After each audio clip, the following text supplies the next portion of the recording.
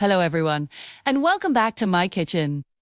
Today, I'm going to show you how to bake the most amazing, soft, and delicious homemade bread from scratch. Trust me, once you've tasted this, you'll never want to go back to store-bought again. The smell alone is worth it. And the best part? It's surprisingly easy. So, let's get started. First up, let's talk ingredients. You'll need 3½ cups of all-purpose flour, 1 packet of active dry yeast, 1¼ cups of warm water, make sure it's not too hot, 2 tablespoons of sugar, 1 teaspoon of salt, and 2 tablespoons of either oil or melted butter. That's it. Simple ingredients for a truly spectacular result.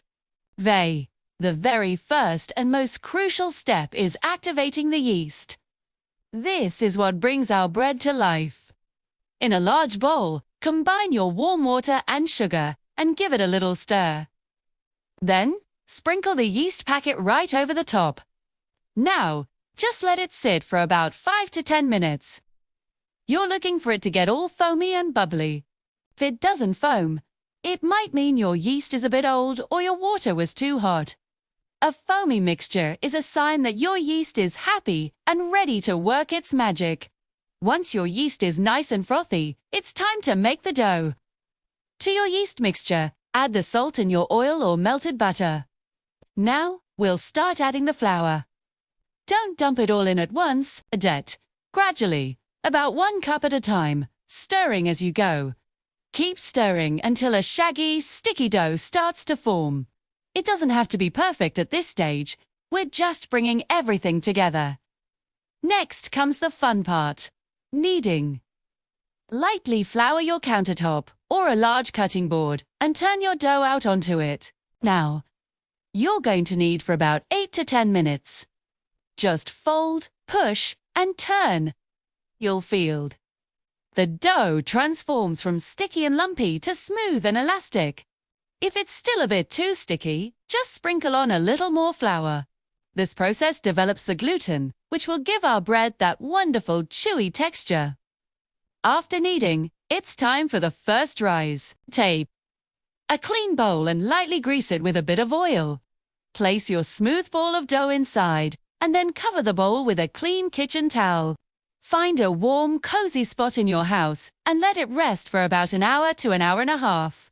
You'll know it's ready when the dough has doubled in size. It's like magic.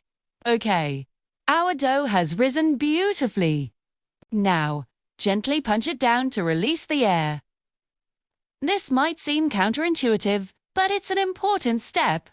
Turn the dough out onto your floured surface again and shape it into a classic loaf. Place your loaf into a greased loaf pan. We're going to cover it again and let it have a second, shorter rise for about 30 to 45 minutes. This will give it that final bit of lift before baking. While it's rising, preheat your oven to 375 degrees Fahrenheit or 190 degrees Celsius. Once the second rise is done, pop your loaf into the preheated oven and bake for about 25 to 30 minutes. The top should be a beautiful golden brown, and if you carefully take it out and tap the bottom, it should sound hollow. That's the secret sign of a perfectly baked loaf. Now for the hardest part. Waiting. Let your bread cool in the pan for a few minutes before turning it out onto a wire rack to cool completely. I know it's tempting, but let it cool for at least 20 minutes before you slice into it. This helps the inside set properly and keeps it from getting gummy. Then, you can finally slice it up and enjoy it with some butter, turn it into a sandwich, or just eat it plain. The possibilities are endless. A few quick tips for success. Always use warm, not hot, water to protect your yeast. And don't be afraid to experiment.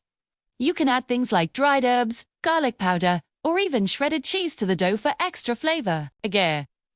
And there you have it, a perfect loaf of homemade bread.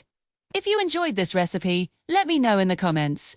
I can also share recipes for no-knead bread, sweet milk bread, or a super quick 3-ingredient bread. Tell me what you'd like to see next. Thanks so much for baking with me today. Don't forget to like and subscribe for more delicious recipes. Happy baking!